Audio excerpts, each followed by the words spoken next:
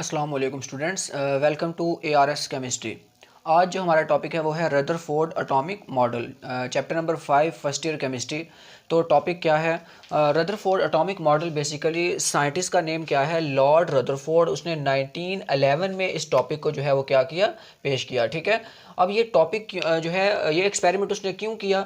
To understand how positive and negative charges को exist. हमें पता है हमारे पास जो एटम होता है, एटम में पॉजिटिव और नेगेटिव चार्ज यानी कि इलेक्ट्रॉन और प्रोटॉन दोनों पाए जाते हैं। ठीक है। प्रोटॉन के ऊपर पॉजिटिव चार्ज होता है और इलेक्ट्रॉन के ऊपर कौन सा चार्ज होता है? नेगेटिव चार्ज होता है। अब ये दोनों कैसे को एग्जिस्ट कर रहे होते हैं, इस चीज़ को अंडरस्टैंड करने के लिए उसने ये वाला क्या किया, एक्सपेरिमेंट किया। अब वो एक्सपेरिमेंट में जो है उसने क्या किया, क्या प्रोसीजर था? सबसे पहला पॉइंट, जो दो तीन आपने पॉइंट यहाँ पे याद रखने हैं, वो हमारे पास क्या है? पहला पॉइंट हमारे पास है took a gold foil having thickness of 0.00004 centimetre.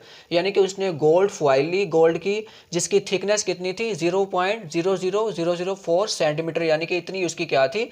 Thickness थी। ठीक है। अब इतनी थिकनेस की गोल्ड फॉइल को उसने यूज़ किया। अब गोल्ड फॉइल को उसने क्या किया? Bombarded alpha particles on it. ये गोल्ड फॉइल ली जिसकी थिकनेस इतनी थी। अब इस गोल्ड फॉइल के ऊपर उसने अल्फा पार्टिकल को क्या किया?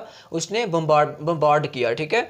अब अल्फा पार्टिकल बेसिकली क्या होते हैं? These are the nuclei of helium. ये बेसिकली हीलियम के क्या होते हैं? न्यूक्लियाई होते हैं। अल्फा पार्टिकल्स की अगर हम बात करते हैं तो हीलियम के ये क्या होते हैं? न्यूक्लियाई होते हैं। यानी कि अगर हम यहाँ बात करते हैं हीलियम की, जो हमारे पास हीलियम होता है इसके अंदर 2 इलेक्ट्रॉन होते हैं और 2 ही हमारे पास क्या होते हैं? यहाँ पे प्रोटॉन होते हैं। अगर मैं दोनों इलेक्ट्रॉन को इसके अंदर से खारिज करवा दूं, इसके ऊपर चार्ज कौन सा आ जाएगा? +2। और पीछे इसके कौन क्या बच जाएंगे? जस्ट 2 प्रोटॉन बच जाएंगे। न्यूट्रॉन तो होंगे ही होंगे, तो पीछे इसके क्या बच जाएंगे? 2 प्रोटॉन बच जाएंगे। तो He+2 जो है ये हमारे पास क्या है? ये बेसिकली अल्फा पार्टिकल होता है। अब अल्फा पार्टिकल उसने कहाँ से ओरिजिनेट करवाया, या आप ये कह सकते हो कि अल्फा पार्टिकल का यहाँ पे सोर्स क्या था? तो कहते हैं alpha particles were emitted from radio active metal polonium and radium. अब ये जो हमारे पास पोलोनियम और रेडियम मेटल्स हैं, ये क्या होते हैं? रेडियो एक्टिव मेटल्स होती हैं। ठीक है।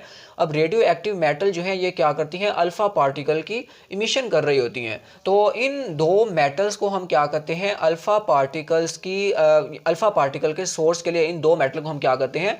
यूज़ करते हैं। अब अल्फा पार्टिकल जो होते हैं वो कहते हैं penetrate through metal to some extent. ठीक है। अब ये जो अल्फा पार्टिकल होते हैं ये मेटल में कुछ एक्सटेंट तक जो है, कुछ हद तक जो है ये क्या करते हैं? पेनिट्रेट कर जाते हैं, पेनिट्रेट कर जाते हैं। ठीक है। अब जो है अल्फा पार्टिकल जो है उसने क्या किया? गोल्ड की फॉइल ली, उसके ऊपर अल्फा पार्टिकल की बम्बारमेंट की, और उसके बाद जो है उसने गोल्ड की फॉइल के पीछे उसने क्या यूज़ किया?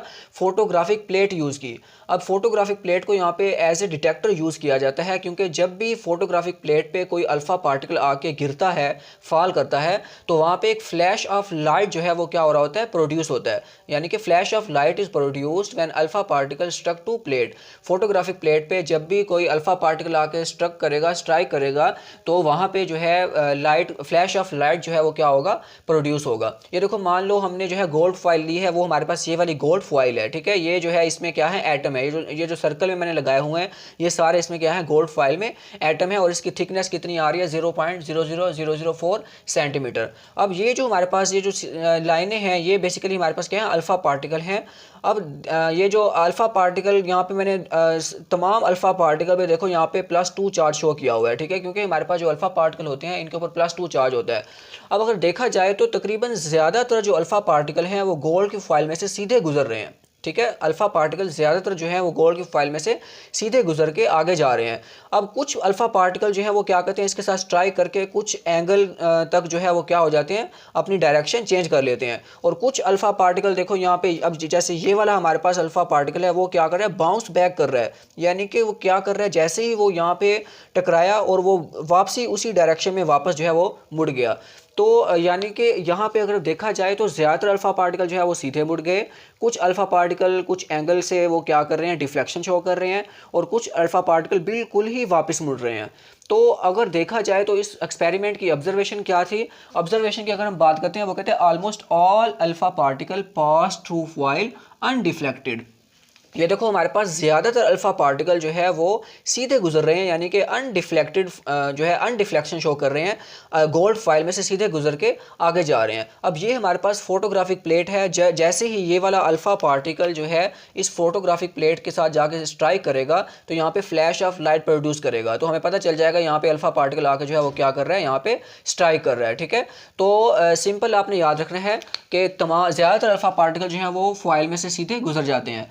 फ्यू वर डिफ्लेक्टेड स्लाइटली। अब कुछ हमारे पास ऐसे होते हैं जो स्लाइटली डिफ्लेक्शन शो कर रहे होते हैं, जैसे ये वाला अल्फ़ा पार्टिकल जो है वो इसके साथ जो है स्ट्राइक किया और जो है थोड़ी सी उसने यहाँ पे डिफ्लेक्शन शो कर दी, और उसके बाद वो कहते हैं वेरी फ्यू वर बाउंस्ड बैक। और कुछ अल्फ़ा पार्टिकल ऐसे थे जो बिल्कुल टकराने के बाद बाउंस बैक हो गए, यानी कि वापस जो है जिस डायरेक्शन से आ रहे थे उसी डायरेक्शन में वो वापस मुड़ गए। अब इस ऑब्जर्वेशन इस एक्सपेरिमेंट और ऑब्जर्वेशन का रिजल्ट क्या निकलता है, अब हमें पता है देखो ज़्यादातर अल्फ़ा पार्टिकल जो है वो एटम गोल्ड की फॉइल में से सीधे गुजर गए हैं। इसका मतलब क्या है, वो कहते हैं most of the volume occupied by atom is empty. अगर हम यहाँ बात करते हैं कि ज़्यादातर अल्फ़ा पार्टिकल जो है वो गोल्ड की फाइल में से सीधे गुजर कर आगे जा रहे हैं, इसका मतलब क्या है कि हमारे पास एटम का ज़्यादातर हिस्सा जो है वो क्या है, एम्प्टी है, जिसमें से अल्फ़ा पार्टिकल आसानी से गुजर के आगे जो है वो जिंक सल्फाइड की जो हमारे पास फोटोग्राफिक प्लेट है उसके साथ स्ट्राइक कर रहे हैं। उसके बाद दूसरा इसका रिजल्ट क्या है, सेंटर ऑफ पॉजिटिव चार्ज। अब देखो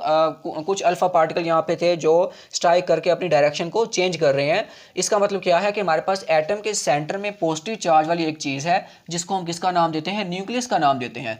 अब कुछ अल्फा पार्टिकल देखो टकराने के बाद सीधे वापस ही मुड़ जाते हैं। इसका मतलब क्या होता है, nucleus is very dense and hard. जो अल्फा पार्टिकल जो है वो जैसे ही जाके टकराए जो है एटम के न्यूक्लियस से, वो बिल्कुल वापस मुड़ गए। इसका मतलब क्या निकलता है, इसका रिजल्ट क्या निकलता है कि न्यूक्लियस जो है वो बहुत ही डेंस और हार्ड है, यानी कि वो बहुत सख्त है और उसकी डेंसिटी जो है वो क्या है, बहुत ज़्यादा है। उसके बाद वो कहता है size of nucleus is very small as compare to the total volume of an atom. अब ये पॉइंट क्या है, वो कहते हैं एक मिसाल है, ये मेरे पास एटम है, ठीक है, और एटम के सेंटर में ये वाला जो है ये हमारे पास जिसके ऊपर पॉजिटिव चार्ज है ये क्या है, न्यूक्लियस है, और ये टोटल एटम का साइज है, और ये इसके सेंटर में ये छोटा सा न्यूक्लियस का साइज है। अगर हम न्यूक्लियस के साइज को टोटल एटम के साइज से कंपेयर करते हैं तो हमारे पास न्यूक्लियस का साइज जो है वो टोटल एटम के साइज से बहुत ही छोटा होता है। ठीक है, और ये कैसे पता चला हमें, क्योंकि ज़्यादातर अल्फा पार्टिकल देखो सीधे गुजर रहे हैं। ज़्यादातर अल्फा पार्टिकल जो है वो, कुछ अल्फा पार्टिकल जो है न्यूक्लियस से जब टकराने के बाद वो अपनी डायरेक्शन चेंज कर रहे हैं और जो है कुछ जो है वापस मुड़ रहे हैं। इसका मतलब यही निकलता है कि न्यूक्लियस का साइज जो है वो टोटल एटम के साइज की निस्बत जो है वो बहुत छोटा है। ठीक है, उसके बाद जो है वो कहते हैं अगला रिजल्ट क्या है, electron revolve around the nucleus. जो हमारे पास इलेक्ट्रॉन है वो न्यूक्लियस के गिर्द क्या करते हैं, रिवॉल्व करते हैं, यानी कि जो हमारे पास रदरफोर्ड था उसने एटम के लिए प्लानिटरी मॉडल जो है उसने क्या किया, शो किया। इसका मतलब क्या है, जैसे हमारा सोलर सिस्टम है, ठीक है, सूरज है, उसके गिर्द जो है डिफरेंट प्लैनेट्स जो है वो क्या कर रहे हैं, रिवॉल्व कर रहे हैं। तो एटम के लिए भी रदरफोर्ड ने जो है एक प्लानिटरी मॉडल शो किया कि सेंटर में न्यूक्लियस है, प्रोटॉन और न्यूट्रॉन। यहाँ पे एक बात याद रखनी है, जैसे मेरे पास एटम आ रहा है, अब एटम के सेंटर में न्यूक्लियस है, न्यूक्लियस में हमारे पास दो चीज़ें हैं, एक प्रोटॉन है, दूसरा हमारे पास क्या है, न्यूट्रॉन। प्रोटॉन एंड न्यूट्रॉन जो है न्यूक्लियस में पाए जा रहे हैं, और जो ये इलेक्ट्रॉन्स हैं ये क्या कर रहे हैं, न्यूक्लियस के गिर्द क्या कर रहे हैं, रिवॉल्व कर रहे हैं। ठीक है, तो ये आपने बात यहाँ पे याद रखनी है। एटम के लिए जो है रदरफोर्ड ने प्लानिटरी मॉडल शो किया जिसके मुताबिक जो है प्रोटॉन और न्यूट्रॉन जो है वो न्यूक्लियस में एग्जिस्ट करते हैं। ठीक है, और इलेक्ट्रॉन जो है वो न्यूक्लियस के गिर्द क्या करते हैं, रिवॉल्व करते हैं। उसके बाद वो कहता है एटम इज न्यूट्रल। जो हमारे पास एटम होता है वो क्या होता है, न्यूट्रल होता है। इसका मतलब क्या है, हमारे पास एटम के अंदर इलेक्ट्रॉन और प्रोटॉन की तादाद जो है वो क्या है, बराबर है। एक मिसाल है यहाँ पे हीलियम था, ठीक है, अगर हीलियम के ऊपर एक मिसाल है कोई चार्ज नहीं है, इसका मतलब क्या है, हीलियम के इलेक्ट्रॉन और प्रोटॉन दोनों क्या है, बराबर हैं, दो ही इसमें इलेक्ट्रॉन है, दो ही क्या है यहाँ पे प्रोटॉन है। अगर जैसे ही मैं दोनों इलेक्ट्रॉन को इसमें से स्किप कर देता हूँ तो तब इसके अंदर दो प्रोटॉन बच जाएंगे, तब इसके ऊपर कौन सा चार्ज आ जाएगा, +2 चार्ज आ जाएगा। जाहिर बात है दो प्रोटॉन है, दो प्रोटॉन है, पॉजिटिव चार्ज है प्रोटॉन के ऊपर, तो चार्ज कितना आ जाएगा, +2 आ जाएगा। पहले इलेक्ट्रॉन थे तो दोनों जो है न्यूट्रल कर रहे थे एटम को, लेकिन जैसे ही इलेक्ट्रॉन निकल गए तो हमारे पास हीलियम के ऊपर कौन सा चार्ज आ गया, +2 चार्ज आ गया। तो एटम जो है वो क्या होता है, न्यूट्रल होता है, क्योंकि उसमें नंबर ऑफ इलेक्ट्रॉन और नंबर ऑफ प्रोटॉन दोनों की तादाद जो है वो क्या होती है, बराबर होती है। तो इसको आपने यहाँ पे जो है यहाँ पे याद रखना है। उसके बाद जो है न्यूक्लियस के अंदर देखो हमारे पास प्रोटॉन और न्यूट्रॉन दोनों जो है वो न्यूक्लियस में पाए जाते हैं। इनको हम जो है कलेक्टिवली किसका नाम देते हैं, न्यूक्लियॉन्स का, न्यूक्लियॉन्स। इनको हम किसका नाम देंगे, न्यूक्लियॉन्स का नाम देते हैं। तो ये भी आपने एक साथ डिफाइन याद रखनी है। प्रोटॉन एंड न्यूट्रॉन जो एटम के न्यूक्लियस में पाए जाते हैं, इनको हम किसका नाम देते हैं? न्यूक्लियॉन्स का नाम देते हैं। अच्छा, अब इस एक्सपेरिमेंट के कुछ डिफेक्ट हैं। सबसे पहले नंबर पे हमारे पास डिफेक्ट जो आ रहा है वो क्या है? वो कहता है moving electron must be accelerated toward nucleus. जो हमारे पास इलेक्ट्रॉन मूव कर रहा है न्यूक्लियस के गिर्द, उसको जो है must be accelerated toward nucleus. ये किसने बताया? According to Rutherford atomic model. Basically जो है अगर देखा जाए तो यहाँ पे जो क्लासिकल थ्योरी हमारे पास है, क्लासिकल थ्योरी क्या है? जो लार्ज ऑब्जेक्ट को जिसमें हम क्या करते हैं? स्टडी करते हैं। तो अकॉर्डिंग टू क्लासिकल थ्योरी वो कहता है अगर हमारे पास इलेक्ट्रॉन गर्दिश कर रहे हैं एटम के गिर्द, इलेक्ट्रॉन जो है वो क्या कर रहा है? देखो रिवॉल्व कर रहा है, तो जो है वो कुछ ना कुछ अपनी एनर्जी लूज कर रहा है। समझ आ रही है? अगर वो रिवॉल्व कर रहा है, रिवॉल्व करने में उसकी एनर्जी जो है वो क्या हो रही है? खर्च हो रही है। वो कहता है अगर इलेक्ट्रॉन कंटिन्यूसली रिवॉल्व कर रहा है तो वो कंटिन्यूसली एनर्जी जो है वो क्या करेगा? इमिट करेगा। और जो है जब वो अपनी एनर्जी इमिट करता जाएगा, खारिज करता जाएगा, एक वक्त ऐसा आएगा कि इलेक्ट्रॉन की एनर्जी जो है वो ख़त्म हो जाएगी और इलेक्ट्रॉन जो है वो जाके गिर जाएगा न्यूक्लियस के अंदर। ठीक है, तो जो है अब इसका जो है आंसर कुछ भी नहीं था रदरफोर्ड के पास। ये पहला इसका डिफेक्ट है। यानी कि देखो ये हमारे पास इलेक्ट्रॉन है, अब इलेक्ट्रॉन जो है कंटिन्यूसली अगर रिवॉल्व कर रहा है तो वो अपनी एनर्जी लूज करके जो है वो किसकी तरफ जा रहा है? न्यूक्लियस की तरफ जा रहा है। ये देखो मान लो ये मेरे पास इलेक्ट्रॉन यहाँ पे था, अब ये अपनी एनर्जी जो है ये क्या कर रहा है? यहाँ पे खारिज कर रहा है और जो है किसकी तरफ जा रहा है? न्यूक्लियस की तरफ जा रहा है, इस तरह। ठीक है, और जो है एक वक्त ऐसा आएगा कि ये न्यूक्लियस में जाकर जो है क्या कर जाएगा? गिर जाएगा, जिससे एटम का स्ट्रक्चर जो है वो क्या हो जाएगा? कोलैप्स हो जाएगा। तो पहला डिफेक्ट क्या था कि एटम जो है एटम में जो इलेक्ट्रॉन है अगर वो कंटिन्यूसली मूव कर रहा है तो वो अपनी एनर्जी खारिज कर रहा है। ठीक है, अगर वो एनर्जी खारिज कर रहा है तो एक वक्त ऐसा आएगा कि उसकी एनर्जी खत्म हो जाएगी और वो एटम के न्यूक्लियस में जाके गिर जाएगा, तब एटम का स्ट्रक्चर जो है वो क्या हो जाएगा? कोलैप्स हो जाएगा। दूसरा हमारे पास पॉइंट क्या है? वो कहते हैं एटम, जो हमारे पास एटम में इलेक्ट्रॉन है वो कंटिन्यूसली क्या कर रहा है? रिवॉल्व कर रहा है। अगर वो कंटिन्यूसली रिवॉल्व कर रहा है तो अगर वो कंटिन्यूसली जो है वो एनर्जी भी क्या कर रहा है? खारिज कर रहा है। तो अगर वो कंटिन्यूसली एनर्जी खारिज कर रहा है तो उसे कौन सा स्पेक्ट्रम बनाना चाहिए? कंटिन्यूस स्पेक्ट्रम बनाना चाहिए। Atom should form continuous spectrum, क्योंकि इलेक्ट्रॉन रिवॉल्व कर रहा है तो वो कंटिन्यूसली जो है अकॉर्डिंग टू क्लासिकल थ्योरी, ठीक है, वो कंटिन्यूसली इलेक्ट्रॉन एनर्जी क्या कर रहा है? खारिज कर रहा है। तो it should form continuous spectrum. लेकिन हकीकत में but line spectrum is observe. लेकिन अगर जो इन एक्चुअल में हमारे पास जो है लाइन स्पेक्ट्रम एटम बना रहा होता है तो कंटिन्यूस स्पेक्ट्रम नहीं बना रहा होता, तो इसका भी जो है उसके पास कोई आंसर नहीं था। ये दोनों डिफेक्ट जो है आपने करने हैं। अब ये कंटिन्यूस स्पेक्ट्रम, लाइन स्पेक्ट्रम क्या होता है ये भी हमने पढ़ना है। इसी चैप्टर में आगे जाके हम ये टर्म दोनों ही पढ़ेंगे।